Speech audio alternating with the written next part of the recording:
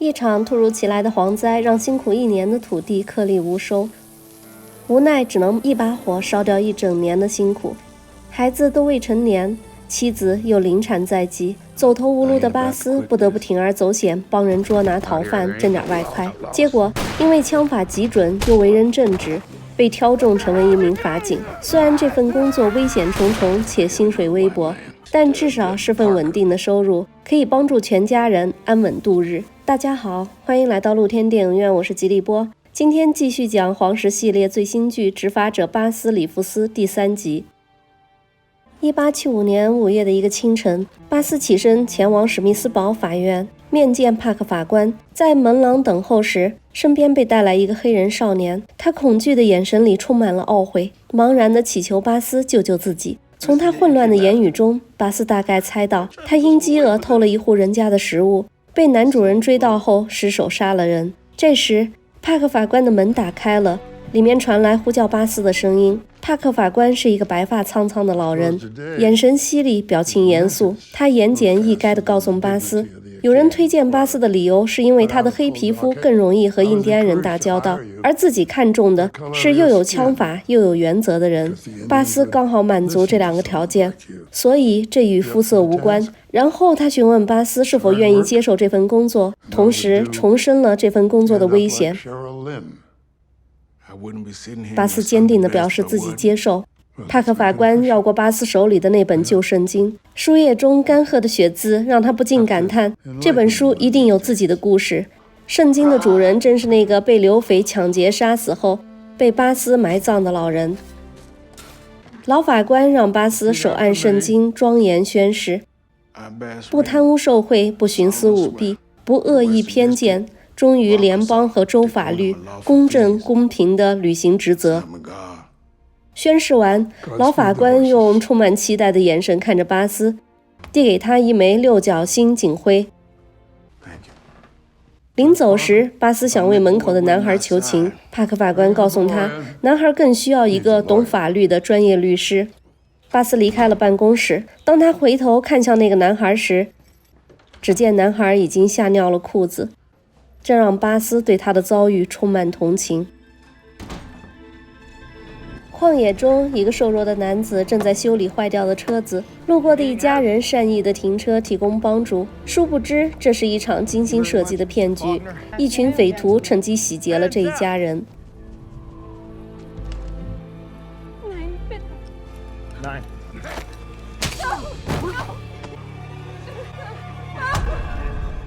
这正是巴斯的第1个任务。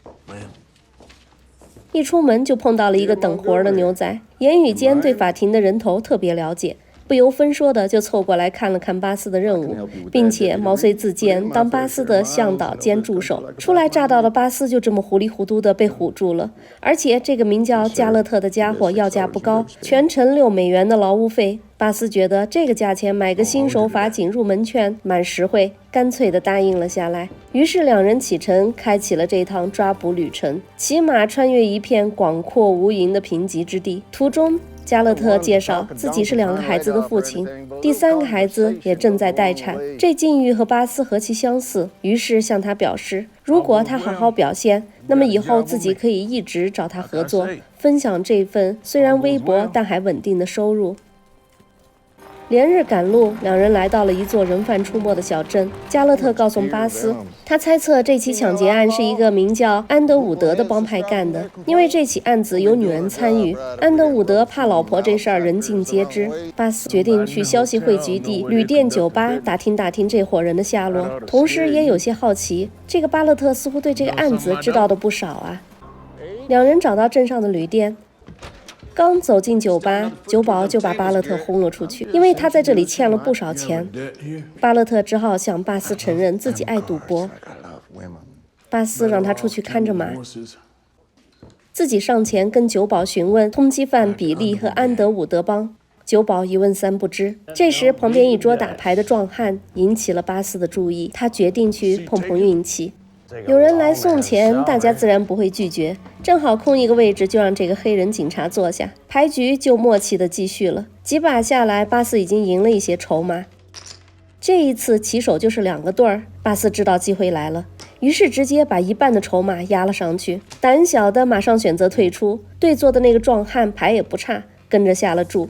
第二轮抓牌后，巴斯押出了自己所有的筹码，壮汉也跟着全押，信心满满的亮出了2对儿。结果被巴斯的3拖2直接碾压。输了个底朝天的壮汉恼羞成怒，提枪就要玩命。巴斯悠悠地告诉他，自己不要钱，只是想问个消息。人贩远在天边，近在眼前。出门的停车场就是那辆抢来的马车，车旁边站的就是通缉犯比利。巴斯安排巴勒特2人分头夹击过去。巴斯客气地询问自己找一个叫比利的人，比利表示自己不认识。巴勒特上前直接告诉安德伍德的女人，下一个就是她和她的老公了。女人气地说，最好把帕克老头带来，自己会乐意把他吊死在车厢。这边巴斯特问不出来，直接拿出了通缉画像。比利这才想起来逃跑，可惜没跑几步就被巴斯抓住了。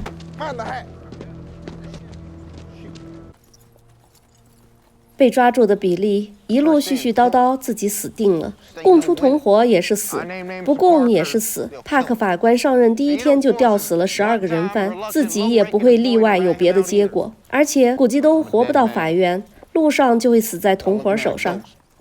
夜晚来临，他们也不敢点起篝火，在寒风中瑟瑟发抖的露营。比利说自己知道抢劫的赃物藏在哪里，自己愿意说出地点换取自由。巴勒特心动不已，他想说服巴斯和自己一起把赃物一分，神不知鬼不觉。巴斯不同意，并开始慢慢拔出枪，因为他发现远处有一群人正包围过来。毫无知觉的巴勒特还以为巴斯要打自己，紧张地扯着嗓子争执，结果被一颗子弹打中了头。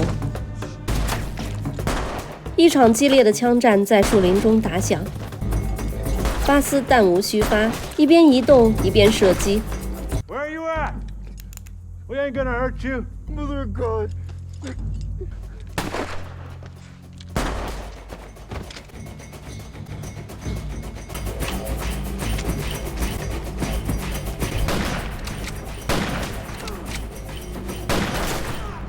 很快就把所有的敌人都解决掉了，顺利的把比利和巴勒特的尸体带回了法院。比利感激地说出了藏赃物的地点。在牢房门口，巴斯碰到了正被提审的男孩，他移交完人犯就忙着赶到法庭去旁听。遗憾的是，男孩因为盗窃致人死亡而被判处绞刑。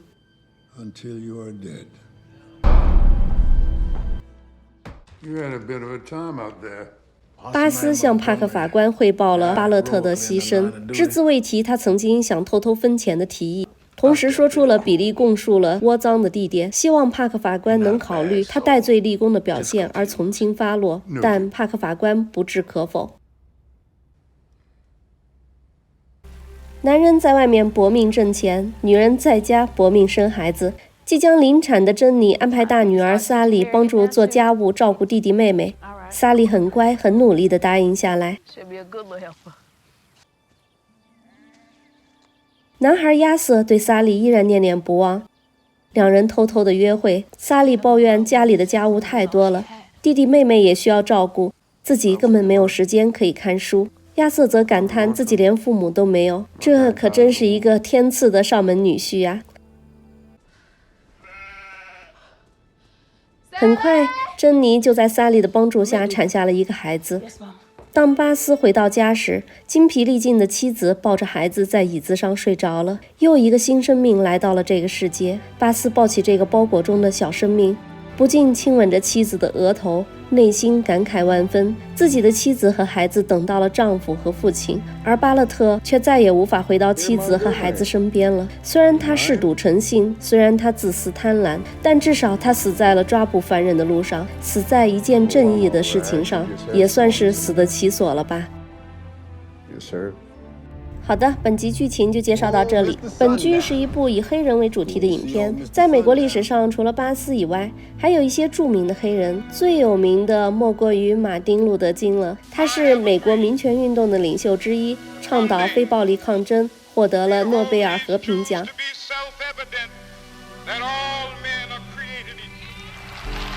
还有贾桂林·罗宾逊，美国职业棒球联赛中的第一位黑人球员。梅·贾姆斯，世界第一位非洲裔美国女性宇航员等等。美国黑人的平权运动确实获得了卓有成效的硕果。现如今，我们看美国影片，却常常有一种矫枉过正的感觉。政治正确对美国影视剧的影响真是颇具争议的话题。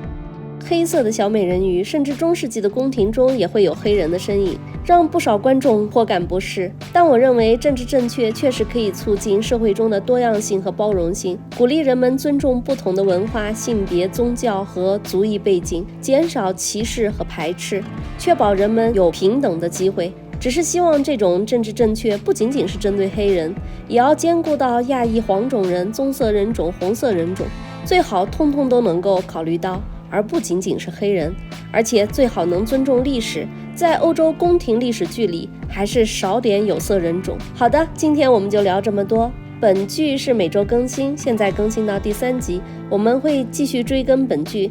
喜欢本剧的朋友请点赞关注，以免错过观看。谢谢大家光临露天电影院，我是吉利波，欢迎大家在留言区与我们交流互动，我们下集见。Wahoo!